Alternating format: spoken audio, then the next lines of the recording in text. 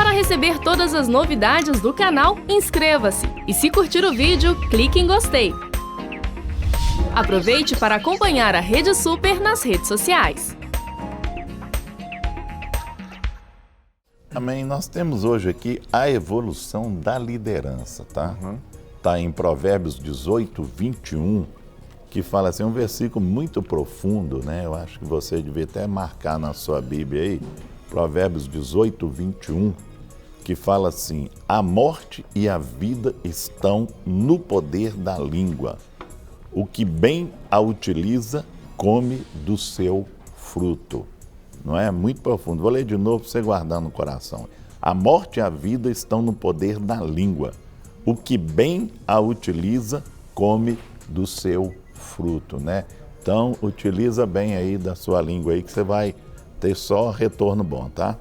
As relações de liderança sempre foram um aspecto relevante na geração de conflitos. Muitos problemas e muitas feridas foram estabelecidos por causa das relações não resolvidas no âmbito da liderança. Poucos músculos do corpo exercem mais poder do que o pequeno músculo que está dentro da boca, que tem o nome de língua, viu? Chama língua. Os líderes que entendem essa verdade aumentam de forma considerável sua influência. Sendo assim, nossa compreensão sobre liderança precisa evoluir ao longo da vida. Nos últimos 60 anos, não somente nossa compreensão de liderança tem mudado, como o modo como as pessoas esperam ser lideradas também mudaram. Podemos destacar alguns estilos de liderança que vale a pensar e destacar, né? Mas antes de destacarmos, nós vamos destacar aqui o pastor Rogerinho, não é? Mas é muito interessante, Guerra, e eu queria primeiro comentar a respeito do próprio texto. Sim. Quando o texto de Provérbios diz que aquele que a usa bem come do seu fruto. Né? Então, estabelecer algo que venha realmente gerar sustento e provisão. E a língua, ela tem essa habilidade. Ela pode gerar morte ou gerar vida. Nós já falamos isso a respeito disso em outros programas. Mas hoje a gente está focando esse poder da língua na questão da liderança e dos relacionamentos entre aquele que lidera e os seus liderados. Porque esta é uma situação, como o Guerra acabou de dizer, que conflitante muitas vezes. E essa relação se torna conflitante exatamente por dois aspectos. Um é quando a comunicação que é feita verbal, ela realmente vai gerar feridas na vida da outra pessoa, né? Que nós também já falamos isso alguns programas atrás. O quanto que de repente as palavras ferem e as palavras machucam e depreciam a outra pessoa. A outra questão que eu acho relevante nessa relação de liderança é que não é só importante a gente considerar a maneira como se lidera, mas também uma outra coisa que hoje é importante no nosso momento como sociedade, é o como que as pessoas esperam ser lideradas. Isso hoje é extremamente relevante. Então, a gente costuma dizer, né, faça para o outro aquilo que você quer que façam para você. Mas nem sempre isso é uma verdade e nem sempre isso é o melhor caminho. Porque se eu fizer para o Guerra aquilo que eu estou querendo receber, não significa que o Guerra vai receber aquilo que eu fiz. Porque o que eu quero receber pode não ser o que ele quer receber. Não é? Então, nessa relação de liderança, eu preciso fazer aquilo que o outro quer que seja feito e não aquilo que eu quero receber em troca. Claro que tudo que você semeia, você vai colher. E isso é um princípio estabelecido. Mas nessa relação não adianta eu fazer muito porque eu quero receber daquele jeito e a pessoa que está recebendo, aquilo que eu estou fazendo não tem o menor significado para ela. Ou até mesmo é exatamente o oposto do que ela queria. Então eu desgasto em fazer muito e ter uma recompensa muito pequena nessa relação específica.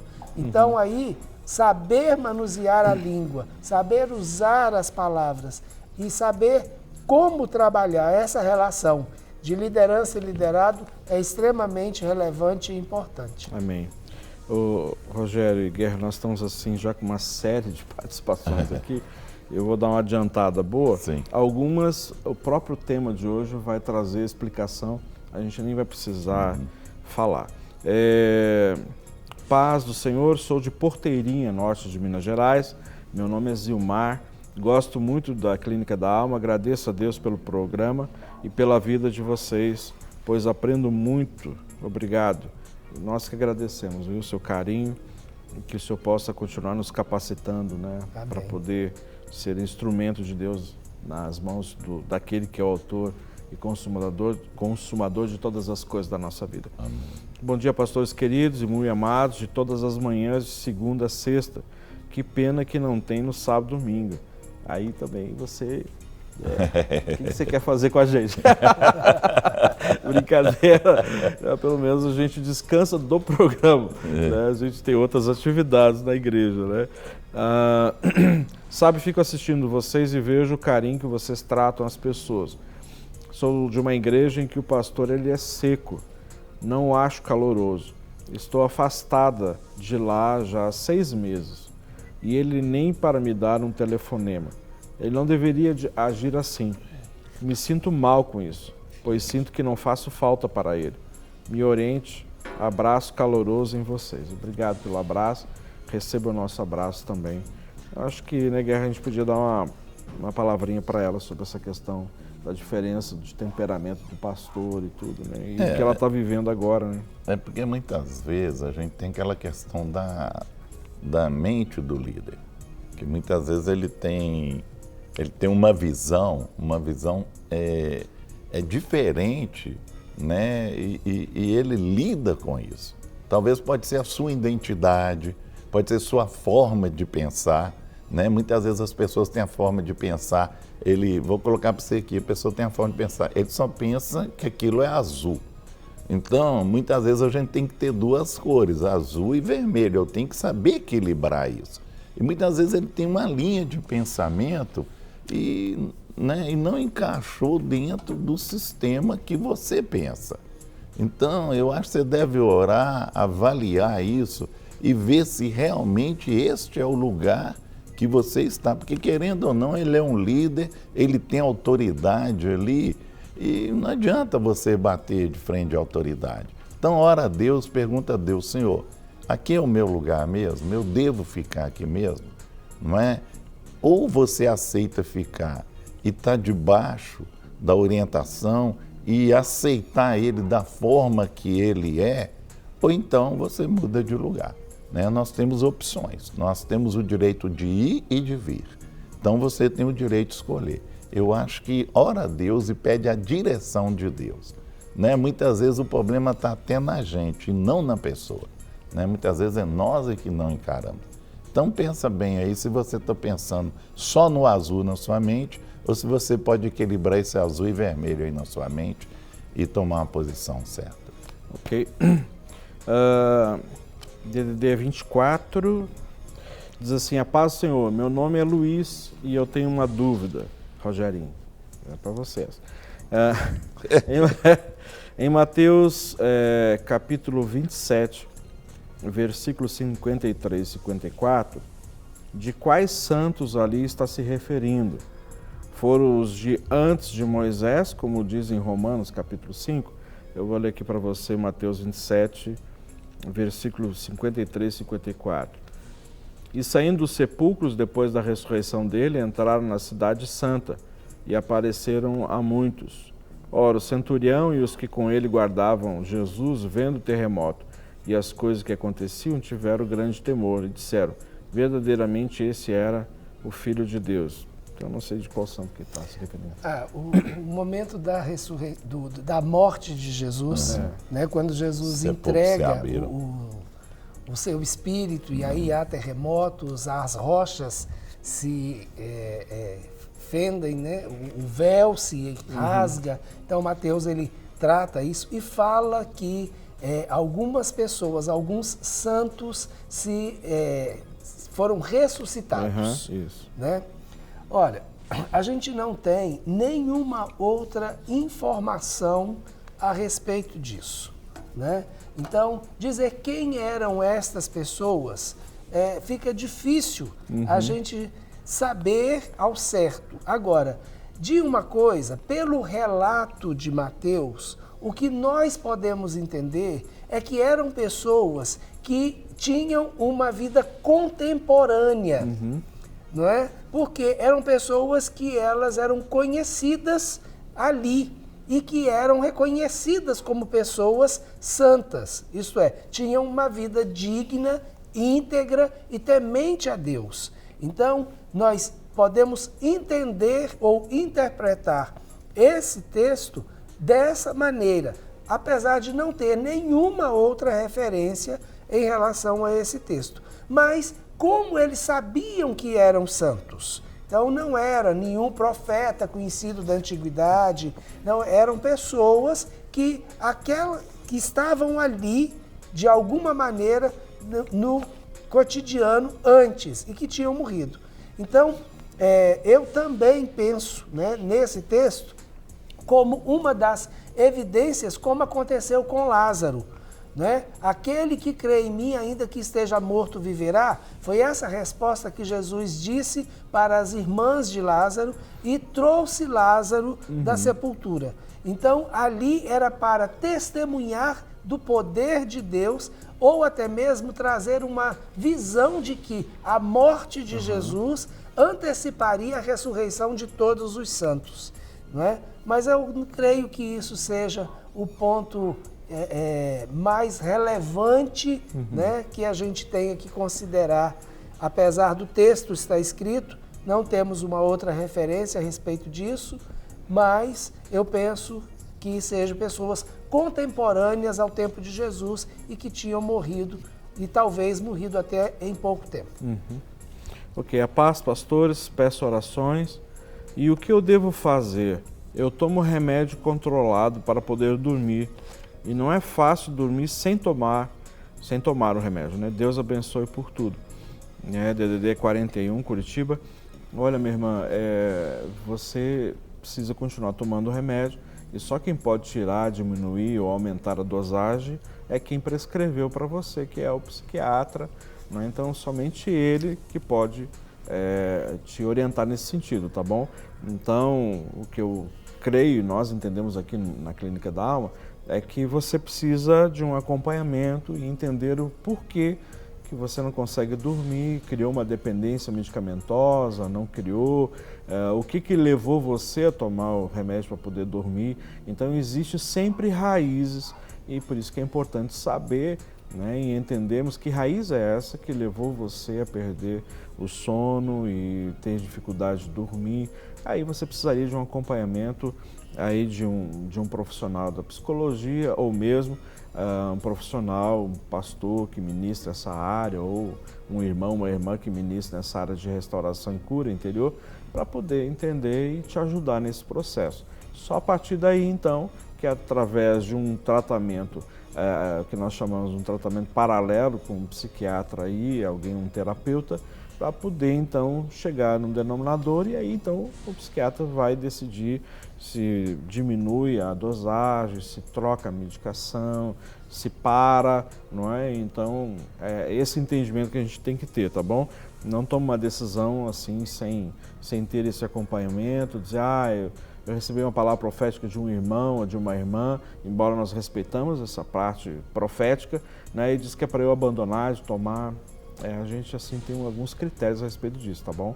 Então, assim, nós cremos no poder sobrenatural do Senhor, Deus pode te curar em um instante, pode, mas mesmo assim a gente tem que tomar assim alguns critérios, porque o teu organismo já se adaptou a esses medicamentos, né? Então existe um processo, não é, que tem que ser gradativo para poder tirar o medicamento, ou diminui a dosagem, intercala, mas é isso aí quem pode dizer é o profissional, tá bom? Vamos lá, Guerra. Nós temos aqui, podemos destacar os estilos, né, de liderança, e o primeiro é o comandante militar. Líderes que esperam que seus subordinados o obedeçam de forma incondicional. Então nós temos aqui essa questão na evolução da liderança, esses líderes que querem que sejam respeitados, né, ou que esperam que seus subordinados o obedeçam de forma incondicional. E aí, Rogerinho, como é que nós ficamos com isso aí? Olha, Guerra, esse é um aspecto muito interessante desde o princípio estabelecido por liderança. Sim. Porque sempre a ideia de líder, ele vem com uma força de autoridade muito forte. Sim. Porque a maioria dos líderes, né, hoje nós vivemos numa sociedade muito diferente, mas antes a gente não tinha essa relação que foi estabelecida através da própria relação do capital, né? Essa relação que a gente poderia chamar de relação de fábrica. Então era uma coisa muito, muito feudal, aquela estrutura que a vida do homem durante muitos anos e séculos foi fundamentada nisso. Então tinha a figura do rei, o monarca, aqueles que estavam à frente de um exército, que eram os comandantes militares e, de acordo com as suas patentes, também desempenhavam essas funções de liderança. Com certeza. Ou então a grande estrutura feudal, onde todo mundo estava debaixo da autoridade daquele que era o senhor da terra. Então sempre uma relação de domínio. Sim. E é exatamente essa característica que estabelece esse tipo de liderança, onde um exerce domínio sobre o outro. Então, prevalece sempre e exclusivamente só o líder, né, e pronto. A ideia do líder. Então, é aquele ditado popular: manda quem pode, obedece quem tem juízo. Verdade. Olha só, nós temos uma participação aqui, a pessoa pede para não se revelar, ou não falar o nome, né? É lá da minha terra, no Rio Grande do Sul. Ele diz assim, ó: nasci em um lar cristão, sofro de síndrome do pânico. Sim. E tenho uma idade bem jovial aqui, bem jovem.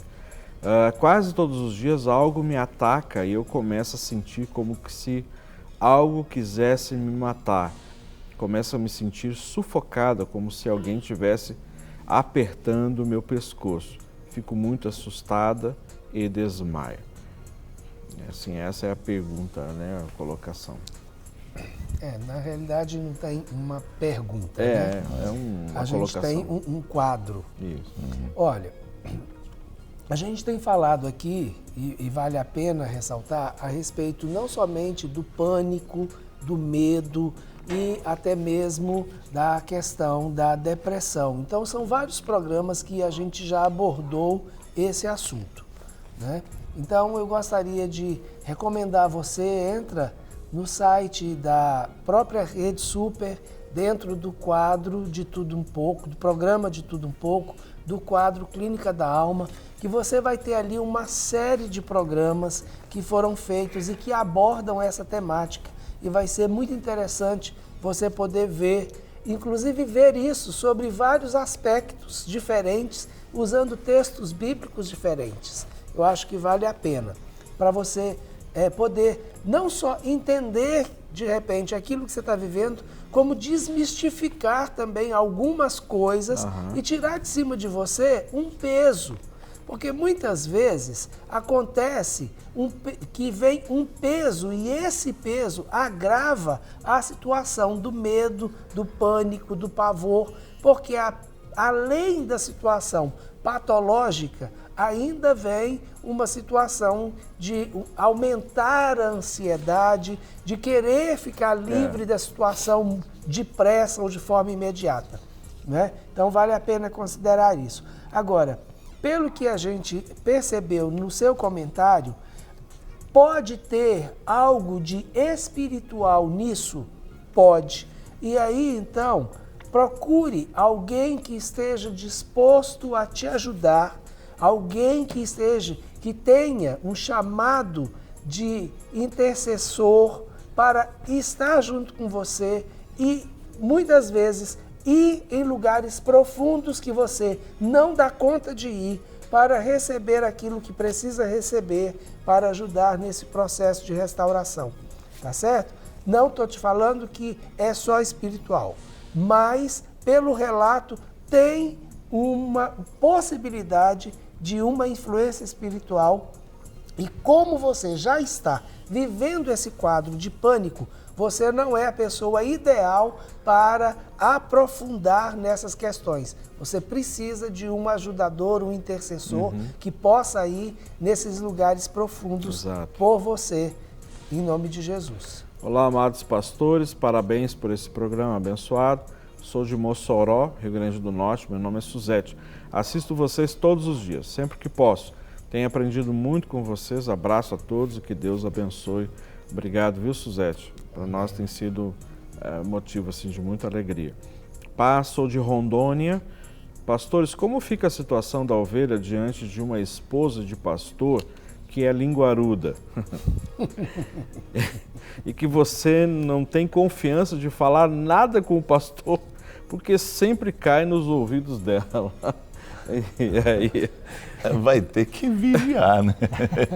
Saber o que fala, né? Porque se tem esse canal, vai ter que fazer o quê? Ela vai ter que evitar de falar as coisas. Ou se falar e alguma coisa chegar, ela procurar o pastor e conversar com ele. Eu fiz esse comentário com você e esse comentário chegou até a mim e através de outras pessoas. Tem que colocar ele ciente, que talvez nem ele sabe, né? Ou até tenta não entrar nessa questão. Tenta não saber? Não saber para não arrumar confusão com a esposa, né? Ainda mais se a esposa pode ser meia onça, né? Gente. Pois é. Aí eles estão falando de Rondônia, né? Mas aí tem a questão.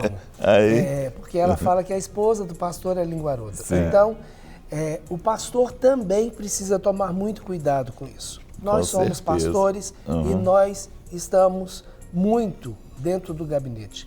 Eu não tenho que levar para minha casa e nem tenho que despejar nos ouvidos da minha esposa aquilo que eu escutei. Até porque ela pode estar pronta ou pode não estar pronta para ouvir. Então, meu amado pastor, não faça isso. O chamado é seu, a ovelha confidenciou a você, não coloque sobre a sua esposa o peso que o Senhor entregou nas suas mãos. Verdade. Se Ele entregou nas suas mãos, é porque Ele sabe que você tem condição de suportar. A sua esposa não tem essa obrigação e você está sendo injusto com ela, colocando sobre as costas da sua esposa algo que você sabe que ela não pode suportar. O Senhor Jesus não faz isso com ninguém. Então não faça isso com a sua esposa, porque você foi chamado para amar a sua esposa como Jesus amou a igreja. Verdade. Sim, nós temos aqui o diretor executivo, motivado pela visão que compartilha com todos, limitado em termos de abrangência, né? Então a motivação dele... ele vai compartilhar, mas muitas vezes ele está limitado em termos de abranger aquilo, né? Então, como é que fica isso? Ele abrange ou não abrange? A questão da liderança focada, né? Com esse aspecto, primeiro é que ela está focando muito resultado. Sim. Né? Então, e isso muitas vezes é ruim. apesar de focar o resultado ser essencial, mas não pode focar apenas o resultado. Com certeza. E quando a pessoa está numa posição de diretor executivo, dá a impressão de que ele é o administrador. Ele não tem aquela força de comando do militar, mas ele acaba limitando as outras pessoas, porque ele acaba também não ouvindo as outras pessoas e colocando apenas a visão dele, não é?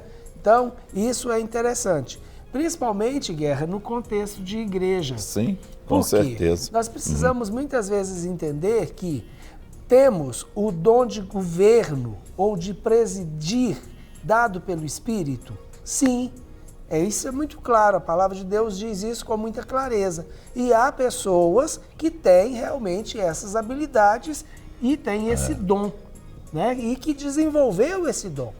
Mas nós não podemos pensar que só nós temos a resposta, que o Espírito Santo só fala conosco, senão nós perdemos essa abrangência. O Espírito Santo que me deu o dom de governo e de liderança, ele pode falar comigo como pode falar com outros. E aí é necessário essa sensibilidade para ter realmente essa abrangência, não ficar limitado no aspecto da abrangência, como é essa característica. Porque muitas vezes as pessoas usam. Eu lembro uma vez uma senhora me procurou e o filho dela, ninguém conseguia ajudar. O cara era terrível, né? E então ela chegou perto de mim e falou assim: Deus falou comigo que é o senhor que vai cuidar do meu filho. Eu falei, então eu vou orar, vou esperar Deus falar comigo. Ué, não é? Porque muitas vezes a pessoa tenta pressionar o outro, como ela não tinha mais saída nenhuma, ela olhou assim e falou, é o pastor Guerra, é ele que eu escolhi, né? E aí coloca o nome de Deus, que isso para mim é pôr o nome de Deus em vão, né? Usar o nome de Deus em vão. Aí eu falei, então eu vou orar, se Deus falar comigo, tudo bem. Não é? A gente até pode, não é? Mas não pelo que você colocou. Exato. Então, muitas vezes a pessoa, né, ele tem a visão, mas ele quer pressionar o outro com isso, e não é por aí, né? Aí já não é mais nem liderança, já é manipulação. Manipulação, né? Aí já...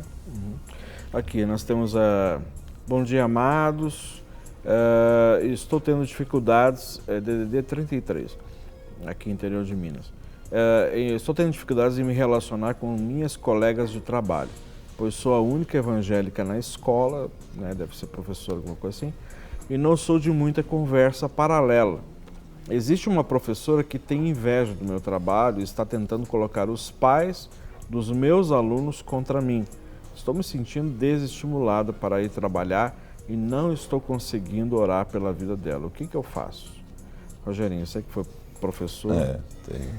Uma coisa, Rogério, bem interessante, que a gente tem um chamado, né? Um chamado como pessoa, um chamado que pode ir além daquilo que a gente tem feito na igreja e, claro, nós temos um chamado para levar o Senhor até aonde temos ou aonde vamos. E há, inclusive, uma questão muito interessante, principalmente hoje, é ser ministro do Senhor no nosso local de trabalho. E isso é extremamente relevante e extremamente importante. Mas o que eu preciso, muitas vezes, é fazer uma coisa sem negligenciar a outra. Porque, não tenha dúvida, os olhos de todos estão voltados para você. E quanto melhor for o seu trabalho e quanto resultado mais positivo você alcançar, mais atenção você vai atrair para si. Principalmente se esse trabalho ele é um trabalho diferenciado. Como um trabalho diferenciado? Um trabalho motivado numa relação saudável, com amor e principalmente nos princípios de Deus. Vão se levantar a oposição? Vão. Agora não pense na oposição, pense nestes que estão diante de você e você é a oportunidade que eles têm de ver o amor de Deus. pode se levantar contra você? Talvez, mas eles não podem prevalecer contra você. Isso é uma outra coisa, não é? Então, não dê o seu direito, faça o seu trabalho da melhor maneira possível e demonstre o amor de Deus em todas as oportunidades. Porque se você faz bem o seu trabalho, é uma excelente professora, cumpre com a sua tarefa e tem o amor dos seus alunos, você não vai alcançar só os seus alunos, vai alcançar os pais deles também. Porque, como a gente está falando aqui, ninguém vai questionar um resultado positivo e uma transformação positiva. Verdade. Né? Nós temos aqui outra participação. Bom dia, paz. Meu nome é Angelina, eu sou de Poço Verde, Sergipe. Esse programa é uma bênção, Deus continue abençoando vocês. Obrigado, Ana Angelina. Que bênção, né? Podendo alcançar locais assim tão distantes aqui de Belo Horizonte, né? Glória a Deus. Bom dia, queridos.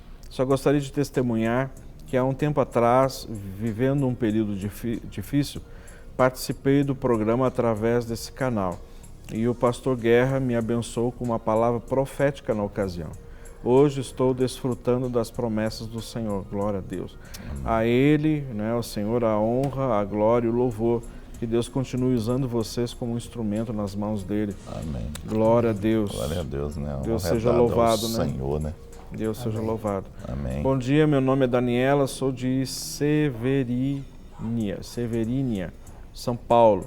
O programa Clínica da Alma é muito bom e aprendo muito. Que Deus possa abençoar vocês cada dia mais.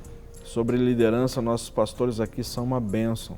Amém. Nossa igreja está transicionando para uma igreja em células e estamos cada dia mais unidos para conquistar a nossa cidade. Glória Amém. a Deus. Que bom. Esse é o propósito, viu? Glória Os a membros em sintonia com a liderança, crendo e entendendo que é uma direção divina, isso é algo fantástico, né?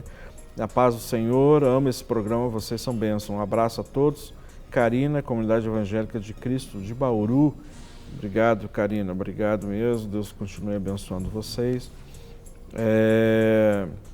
Eu quero que ore para o meu filho Leonardo, DDD 32, porque quando ele bebe, ele fica muito nervoso, briga com todos. Ore que Jesus, em nome de Jesus, eu sou a mãe e fico muito triste quando isso acontece, né? Ok, nós vamos orar aqui no final do programa. Mais uma aqui lá da minha terra. Paz, somos cristãos, mas estamos com um problema sério com meu irmão, um espírito de rebeldia, prostituição. Eles têm um bebezinho, somos bem família, mas de repente tudo se complicou. Nesse momento estão conversando para ajeitar as coisas. Peço oração e ajuda nunca é demais. Muito obrigada, Maria de Paverama, no Rio Grande do Sul. Ok, nós vamos orar aqui. Mais uma participação e já passamos para outro ponto. Bom dia, pastores, a paz do Senhor. No tempo que era católica, o padre ensinava que o céu não é um lugar físico, e sim um estado de espírito. Então, se somos salvos em Jesus, não vamos para o céu? Não é lá que Deus e Jesus estão? É uma questão interessante. Primeiro é que não é um estado de espírito, não é? Isso é uma visão muito limitada. Achar que estar no céu é estar em paz e em estado de espírito favorável. Não é isso, né? Agora, quando nós pensamos no céu como um lugar, nós também temos que pensar no céu não como um lugar como nós temos aqui no mundo natural. Esse mundo onde temos, né, essa relação com o meio ambiente, ele foi preparado para que nós estivéssemos aqui. Então nós temos, é muito mais do que um estado de espírito, porque não é algo que somente vem para dentro de nós, mas ele realmente é um lugar que existe, só que não é um lugar físico como a gente tem vê na nossa dimensão natural, né? Então, além do natural e vai muito além daquilo que está dentro de nós. Viveremos como anjos, né? Jesus fala, não seremos Exato. como anjos, né? Então é mais, né? Para a pessoa entender assim, mas viveremos como anjos, né? Exato. Então, tranquilo. E aí, Então vamos lá. O treinador vê a equipe de trabalho como jogadores de um time, limitando as possibilidades da visão do treinador. E aí, gente, como é que nós arrumamos? Aí é um outro aspecto, né? A questão perfil de do liderança. treinador. Aí, qual é o problema? É que o atleta, ou a pessoa que está fazendo parte daquele time, ele tem que dar os resultados que o atleta, que o técnico ou treinador esperam que ele dê, e também tem que julgar na posição que o treinador quer que ele jogue. Né? E com os companheiros que o treinador acha que são os melhores para ele estar ali. Né? Não deixa também de ter uma visão de desempenho, né? Sim. Como executivo. Exatamente. Tem uma visão de...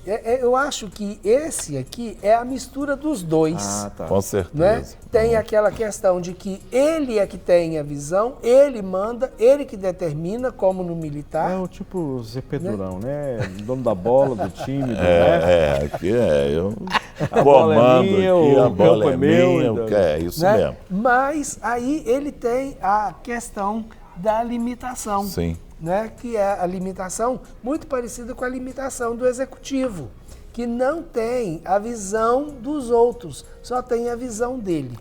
Né? Agora, desculpa, Rogério, mas uma coisa que me chama muita atenção de ambos, e talvez mais do treinador, é a questão assim, se você não está desempenhando aquilo que eu espero, então você é facilmente substituído. Com certeza. Aí, não, então aqui põe... Eu tenho outros no banco de reserva. Não é? Aí que eu perigo. Né? Se coloca o cara lá e não rende, ele está fora, né? Contrata outro, né? Põe um que está no banco de reserva. Faz uma pressão, né? Se Ou você não corresponder... Muda a organização do time, né? Então, isso... Mas o foco, ele é basicamente o resultado de novo, não é isso? Com certeza. Para receber todas as novidades do canal, inscreva-se. E se curtir o vídeo, clique em gostei. Aproveite para acompanhar a Rede Super nas redes sociais.